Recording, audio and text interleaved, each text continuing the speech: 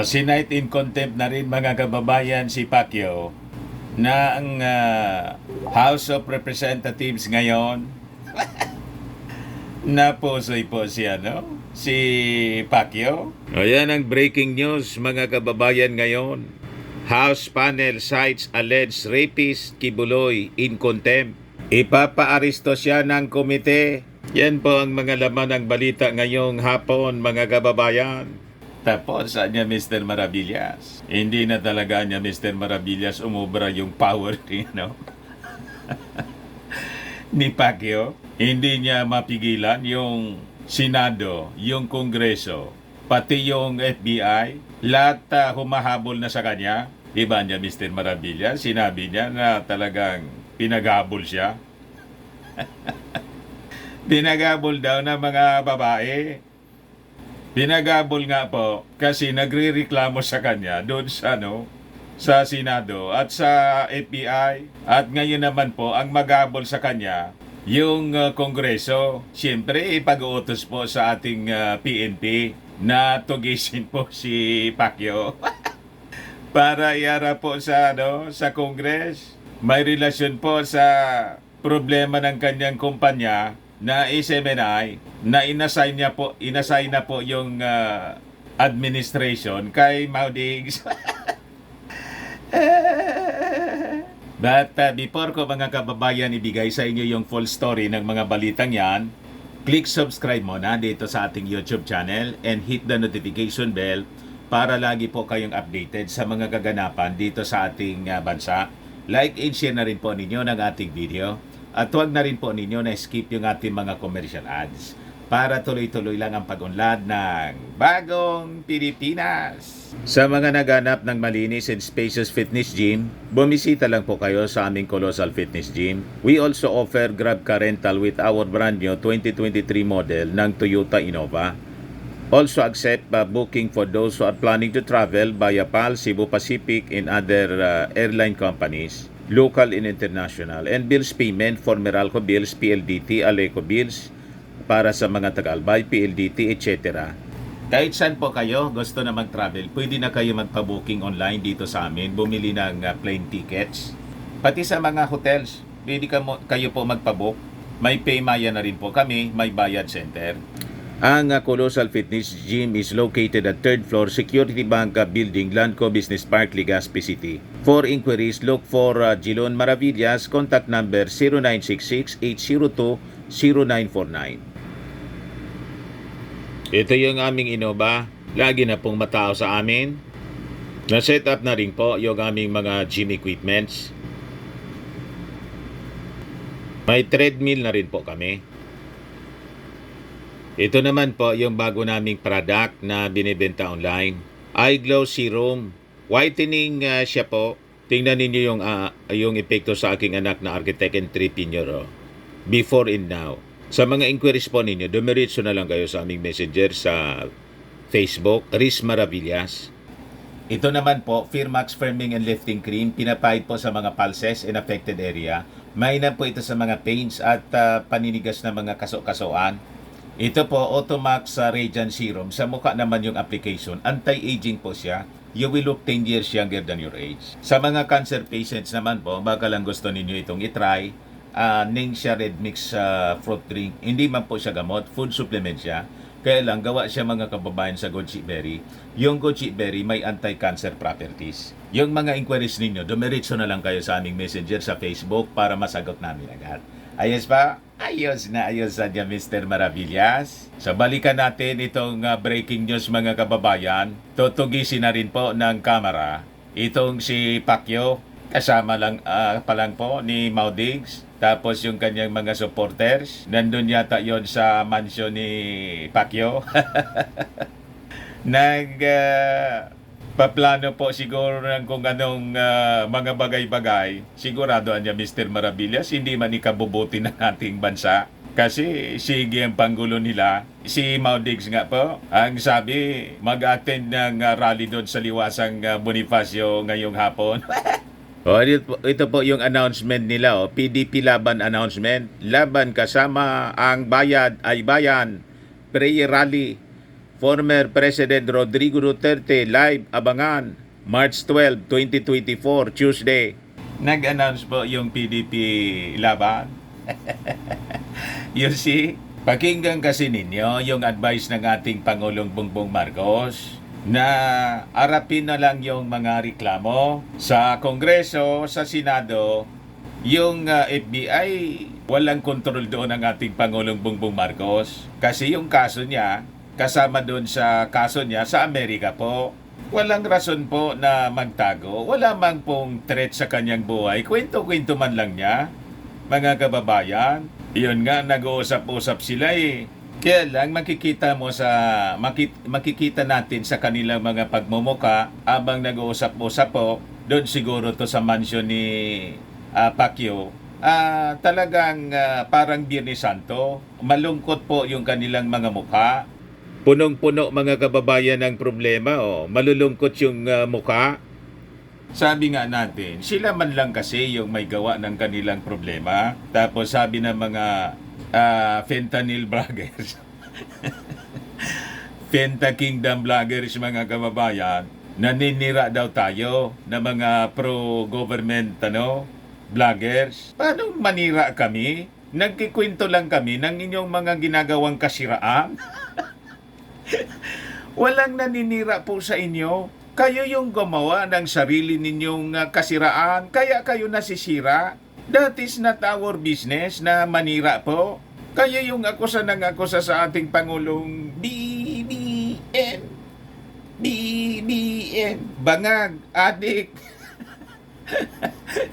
Kung ano-ano, kurakot. Yan ang mga pinagsisigaw ninyo doon sa Liwasang Bonifacio. Pagkatapos, babaliktarin ninyo na kami yung naninira. Ang ginagawa po ninyo, ulitin ko, self-destruction ninyo. Tama? Hindi kasi kayo tumulong na lang sa ating pamalaan. Hindi nga ninyo makakumbinsi si Inday. Ayon, nag-send off sa ating Pangulong Bongbong at nakipagkamay na kay Martin Romualdez. Baka niya, Mr. Maravillas, napilitan lang makipagkamay. Malamang, pero inis na po ni Mrs. Lisa Marcos. Alangan man makipagplastikan po. Pero yung mga defenders nilang mga Fenta Kingdom vloggers, all out sa paninira po kay First Lady Lisa Marcos. Grabe yung mga paninira ngayon kay First Lady Lisa Marcos. So gusto ninyong mangyari, pakitaan pa ng mabuting pag-uugali ng First Lady habang hinahamak yung kanyang mahal na asawa. Hindi man po pwede ang ganon. Ano kayo, sinisurte? Kayo na lang yung pagpasensyahan palagi. Tinatrato kayong mabuti ng Palasyo Malacanang ng First Lady. Pagkatapos, ganon-ganon yung gagawin ninyo. Tapos babantaan pa yung ating Pangulong Bongbong Marcos na matutulad sa kanyang tatay. Gusto ninyong patalsikin sa pwesto at iupo si Inday. Sinong nasa matinong pag-iisip mga kababayan ang itatrato kayong mabuti? Buti na lang yung ating Pangulong Bongbong Marcos, hindi kayo pinapatulan. Pero iba si Mrs. Lisa Marcos. Hindi man siya politiko eh. Tama pa? O ngayon, balikan natin itong kwento na na-cite in contempt na po ng Kongreso si Pacquiao. Hindi umobra yung power mga kababayan ni Kibbs. House panel cites alleged rapist Kibuloy in contempt. Yan ang report mga kababayan published by Impact Leadership. Sabi dyan, ipaparisto rin siya ng komite. Kabataan Party List Representative Raul Manuel says, should Apollo Kibuloy fail to appear in the House Committee on Legislative Franchises hearing on Tuesday, March 12, the committee shall issue an arrest warrant against him. Hindi nga nag-appear, kaya kinontempt na po ngayon lang. Sa Kamara naman, dapat humarap din si Apollo Kibuloy sa committee hearing. Kung hindi, ipaparisto rin siya ng committee. Ayaw kasi ninyong irespeto yung ating mga authorities. Yang turo po ng Bible, magpasakop tayo sa gobyerno. Kasi assuming kayo na may-ari kayo ng universe. appointed son. Walang ganun pong inappoint si Jesus Christ. Basahin din niyo sa Bible kung nag-appoint siya. Di ba? Walang ina-appoint po. Mayroon po sa Bible, adopted son.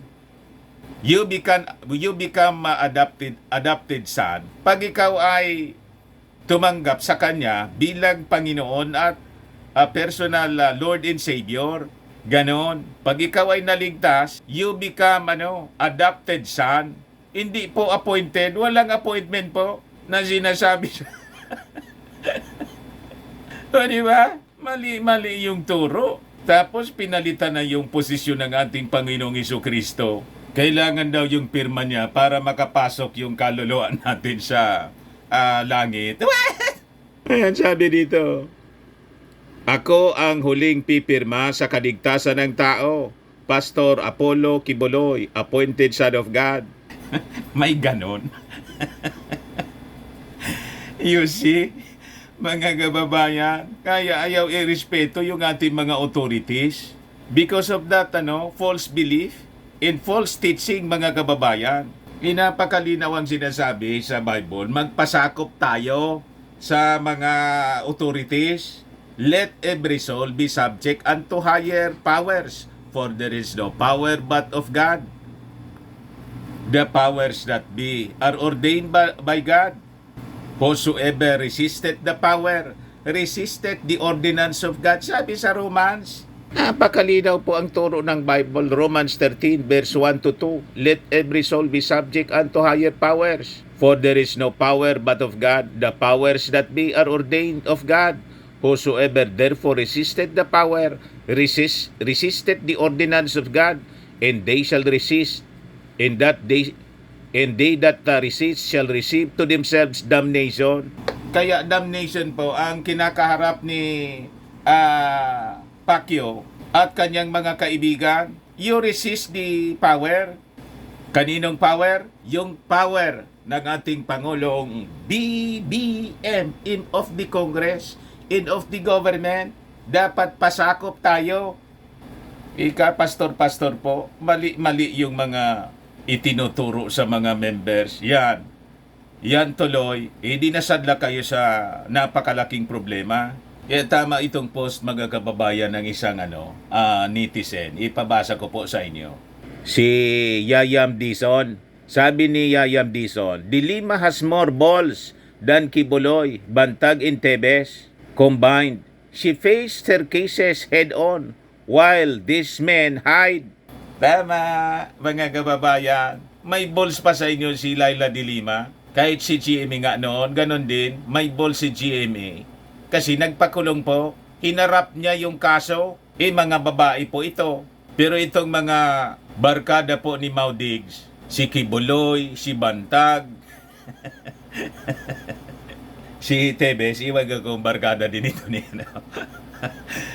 ni Maudigs, hindi ko lang alam. Pero ito si Kibuloy, pagkatapos si Bantag, mga barkada talaga, appointed itong si Bantag sa Bucor. Ayo, nagsipagtago na po.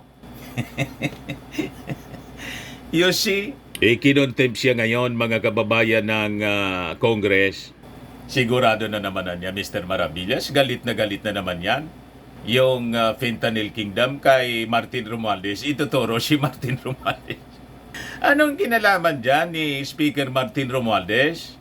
Yung mga nag-file ng resolution po, mga militant congressmen, tama po? At saka may committee na in charge. At saka, tama naman po yung ginagawang investigasyon laban sa SMNI. Kasi yun po, ang SMNI, may franchise po galing sa Kongreso. So karapatan ng Kongresong pangalagaan yung ibinigay na franchise na hindi inaabuso ng kung sino-sino. Tama pa? Si Martin Romualdez po, mga kababayan, busy sa kanyang mga trabaho. Ngayon kasama ni President Bongbong Marcos lagi, siyempre. Mamaya ibigay ko sa inyo kung ano yung mga pinagkakabisihan po ng Speaker of the House na lagi ninyong sinisiraan. Wala man pong personalan po kay Martin.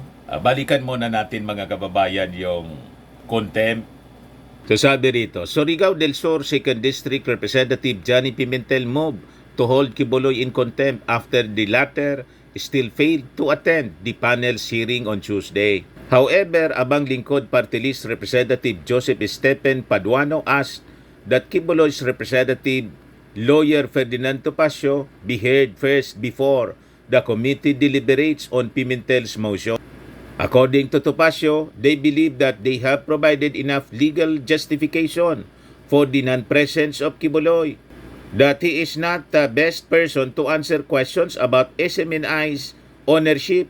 Topacio said in Quiboloy's stead, 3 KJC officials had attended the hearing to answer the lawmakers' questions. Pero po, hindi niya makumbinsi. Hindi makumbinsi po ni Topacio yung mga congressmen. Pimentel and Committee Chairperson Parañaque 2nd District Representative Gus Tambonting, however, noted that Quiboloy had been invited as early as December 2023 but still refused to attend. At despite mga kababayan ng repeated invitation po sa kanya, ganon pa rin. Ini-ignore po. Kaya yun na, minob na ni Pimentel na i-contempt si Pacquiao. According to Pimentel, they're looking at 3 possible violations of SMNI's franchise. Section 4 mandates SMNI or Suara Sug Media Corporation, the legal name of SMNI, to provide at all times sound and balanced programming. Section 10 mandates SMNI to inform Congress about the sale of the company to other owners or on other major changes. Section 11 mandates the SMNI to offer at least 30% of its stock to the public. Lahat ito mga kababayan, violate ng SMNI. Nandun po kami noong November yon sa hearing. Na-invite kami po ni Mrs. Kaya alam natin ang kwentong ito mga kababayan. Si Pacquiao po, nandun kasama man lang ni Maudigs. Anong rason na hindi siya a-attend? Diba? So, disrespect to the constituted authorities ang ginagawa po nila. Hindi po pwede ang ganon. Pero niya Mr. Maravillas sabi, doon naman sa problema niyang kinakaharap sa Senado, before na mag-attend si Kibbs, may mga kondisyon. May kondisyon daw po, dapat daw ang sasakyan niya, private jet at may 5-star accommodation. Saudi. Demanding po. Ito yung balita dito sa usapang Kongreso. Demanding yan. Senate Minority Leader Risa Hontiveros shared the demands that alleged rapist Apollo Quiboloy made to the Senate Committee on Women in exchange for his attendance, including a private jet and 5-star accommodation. Matindi talaga niya, Mr. Maravillas. Spoiled niya. Ayan po, Quiboloy demands for private jet and 5-star accommodation in exchange for his attendance. Kaya sabi ni Hontiveros, bakit anya siya yung masusunod sa mga conditionalities? At saka may reaction din po si Hontiveros mga kababayan doon sa pag-appoint kay Maudigs bilang administrator ng mga properties. Sabi po ni Hontiveros, ito anya nagre-reveal ng intertwined interest of the ex-chief executive referring to Maudigs and the alleged sex offender na si Apollo Quiboloy. Ayan po yung interview mga kababayan sa kanya ng Inquirer. Pakinggan po natin.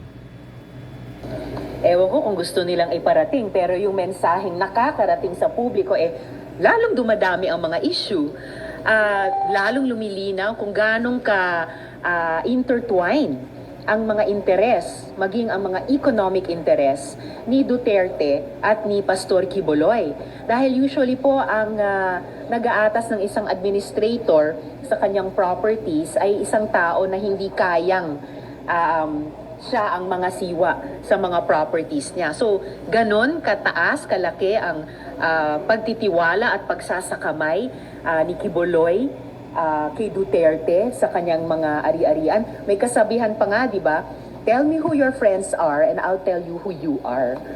Isa pa, dahil ginawa niya iyon, pinasakamay niya kay Duterte yung kanyang pagmamayari, lalong kumakalat yung haka-haka na naghahanda siya, si Quiboloy, na tumakas dito sa Pilipinas. Kaya inuulit ko po ang aking panawagan sa Bureau of Immigration na siguruhin na sa lahat ng borders ng ating bansa, sa lahat ng mga ports of exit, ay hindi makatakas si Quiboloy.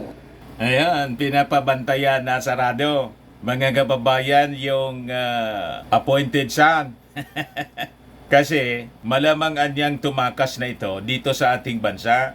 Sabi po ni Ontiveros. O ngayon, with this latest development mga kababayan, na yung Kongreso naman po yung nag-contempt at malamang ipaaresto na po itong si Pacquiao, ituturo na naman si Martin Romualdez. Si Martin Romualdez po, busy sa kanyang trabaho, mga ginagawa. Ito po yung speaker na laging pinag-iinitan. Ano yan, Mr. Maravillas, na sinasabi niya? Ito pong pagtulong sa ating mga kababaihan. Sabi niya dyan mga kababayan, available na niya yung yung libreng mammogram and ultrasound for women from PhilHealth starting July.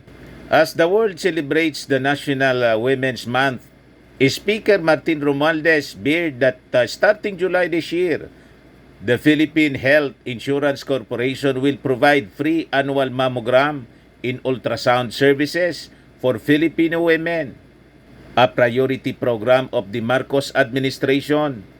Romualdez made the announcement Tuesday following a meeting with the PhilHealth officials headed by its president and CEO, Emmanuel Ledesma Jr., before he left the country to accompany President Ferdinand Bongbong Marcos Jr. for his working visit in Berlin, Germany, and state visit to the Czech Republic. Ganyan mga kababayan mag-asikaso si Martin Romualdez. Kaya masyadong insecure po yung mga taga Finta Kingdom. Magtrabaho din kasi kayo ng maayos. Kaya sabi po ni Martin, I commend PhilHealth niya for their swift action in responding to our call to provide free mammogram and ultrasound examination to our women. This initiative reflects the commitment of the administration of President Marcos to prioritize the health and well-being of Filipino women, ensuring access to crucial preventive care.